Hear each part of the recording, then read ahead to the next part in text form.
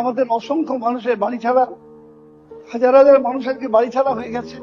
আজকে আমি মুখ্যমন্ত্রীর কাছে অনুরোধ করব, আজকে আপনারা সেই ব্যবস্থা করুন যাতে করে ভরসা ফিরে এসে মানুষরা নিজের বাড়িতে ফিরতে পারে। প্রথমত আপনি বলেছেন মুখ্যমন্ত্রীর কাছে, সরকারের কাছে আবেদন করেছেন ঘর ছাড়াদের বাড়িতে ঢোকাতে হবে।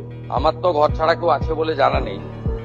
যদি যদি যদি যদি যদি কেউ ঘর ছাড়া থাকে, আপনি আপনি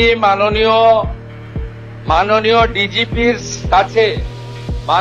ডিজিপির কাছে তালিকা দেবেন, কিন্তু শর্ত একটাই, ওই ব্যক্তির বিরুদ্ধে 2021 সালে নির্বাচন পরবর্তী সন্ত্রাসের যে 12,500 এফআইআর হয়েছিল তার কোনো অভিযোগ নেই।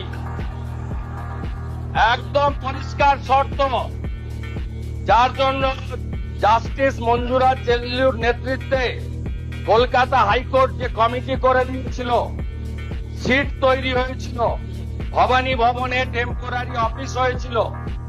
আপনি তালিকা দেবেন, তার মধ্যে যদি সম্মানীয় রাজনৈতিক ব্যক্তিত্ব থাকে যাদের বিরুদ্ধে 2021-এর পোস্টপোল ভায়োলেন্সের অভিযোগ নেই, তাকে সসম্মানে এলাকার বিজেপির বিধায়ক এবং এসপি গিয়ে বাড়িতে ঢুকিয়ে দিয়ে আসবে। আর যদি 2021-এর পোস্টপোল ভায়োলেন্সের অভিযোগ থাকে, তাকে সরাসরি জেলে যেতে হবে।